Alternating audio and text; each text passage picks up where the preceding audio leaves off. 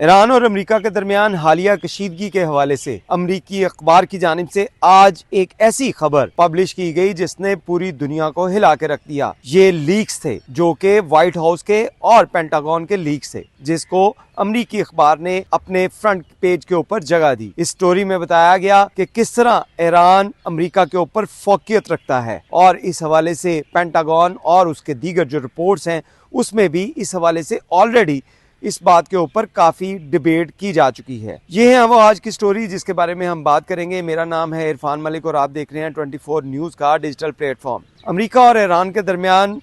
Geneva के अंदर आज एक तीसरा दौर जो शुरू हो चुका है, जो सुबह से इसका आगाज किया गया, लेकिन अभी तक इसके बारे में जो है वो ये नहीं कहा जा सकता कि ये जो मुज़ाकरात थे आज के होने वाले ये मुस्बत थे या मनफी। लेकिन इसके साथ साथ बयानात जो अब्बास इराक्ची की जानिब से दिए गए, जिसके अंदर ये कहा गया कि काफ़ी पॉजिटिव जो है वो ये मुज़ाकरात थे। लेकिन इसके साथ साथ अमरीकी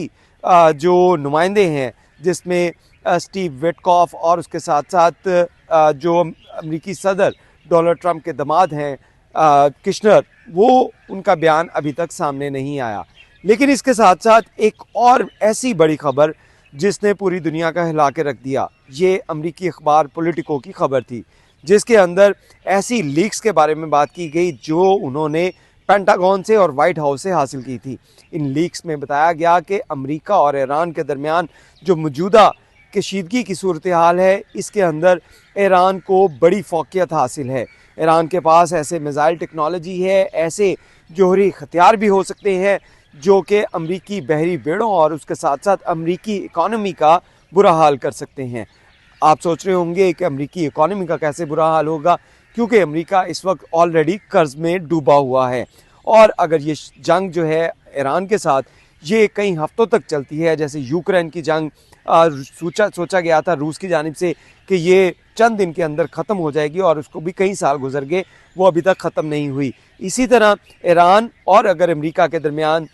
तसादुम कशीदा होता है, एक बड़ी जंग के अंदर बदलता है, तो उसके बाद ये जंग जो है ये चंद दिनों की, चंद महीने की नहीं बल्कि सालों की हो सकती है। और उसके दौरान जो अमेरिका की इकॉनमी है जो ऑलरेडी कर्जे के अंदर डूबी हुई है, वो मुकम्मल तौर पे क्लैप्स कर जाएगी। यानी कि अमेरिका के लिए ये एक ख़तरनाक मूव है अगर वो इसराइल की बातें मानता हुआ ईरान के ऊपर हमला करता है। जी हाँ, बिल्कुल इसराइल की बातें, इसराइल की जानिब से, क्योंकि हमेशा इस बात के ऊपर जो है वो जोर दिया गया और अमेरिका को जो है वो फ्रंट फुट पे रखा गया कि अमेरिका जो है ईरान के साथ मुज़ाकरात करे और इन मुज़ाकरात के अंदर इस बात को यकीनी बनाए कि ईरान जो यूरेनियम की अफजूदगी है इसको मुकम्मल तौर पे ख़त्म करे। लेकिन ईरान की तरफ से इसको डेडलाइन डिक्लेयर किया गया और कहा गया कि अमेरिका के जो मुतालबात हैं उसमें जो यूरेनियम की अफजूदगी है इसको कम तो ज़रूर किया जा सकता है, लेकिन इस टेक्नोलॉजी को रखना ईरान का हक है, जो वो किसी सूरत इससे मुनहरफ नहीं होगा। दूसरी जानिब आपको ये बताते चलें कि पॉलिटिको की खबर के मुताबिक ईरान और अमेरिका के दरमियान जो हालिया तनाज़ा है, इस तनाज़े के अंदर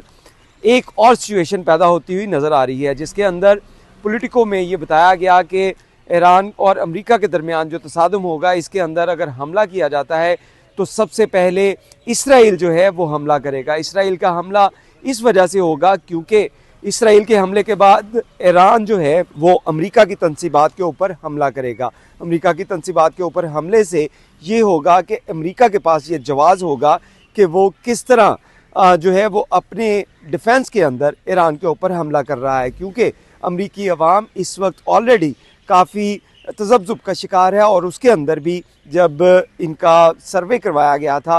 पोल करवाया गया था, तो उसमें 70% अवाम ने इस बात को जो है वो कहा था कि ईरान के साथ मुज़ाकरात होने चाहिए, जंग नहीं होनी चाहिए। लेकिन इसराइल की क्योंकि इस वक्त हाई डिमांड है कि ईरान के ऊपर हमला किया जाए, और इसके लिए इसराइल जो है वो डायरेक्ट हमला करने से भी घबरा रहा है। और यही बात अमेरिका और ईरान के दरमियान जो है वो सामने आ रही है कि ईरान और अमेरिका मिलकर जो है वो इस मामले को सुलझा लें। लेकिन इसराइल की जानिब से इस डेडलाइन को बरकरार रखा जा रहा है कि अमेरिका के कहने के ऊपर ईरान अपनी जोहरी जो तनसीबात है इसको मुकम्मल तौर पे ख़त्म करे। लेकिन पॉलिटिको की खबर के बाद आज जो पॉलिटिको के अंदर खबर छपी, जिसको फ्रंट पेज के ऊपर जगह दी गई, जिसके अंदर इन लीक्स के बारे में जिक्र किया गया कि अमरीकी फ़ौजी भी इस वक्त घबराए हुए हैं और उनको कुर्बानी का बकरा भी बनाया जा सकता है। कुर्बानी का बकरा इस सूरत में कि अगर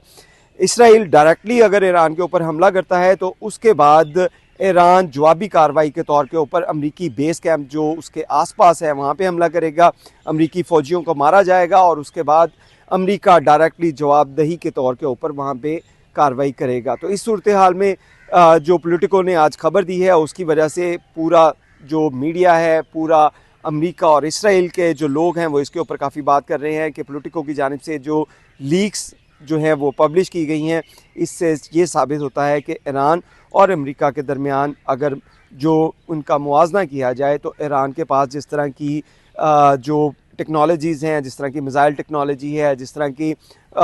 उनके पास यूरेनियम की अफजूदगी के हवाले से टेक्नोलॉजी है, ये अमेरिका के ऊपर फोकियत रखती है। बहुत शुक्रिया।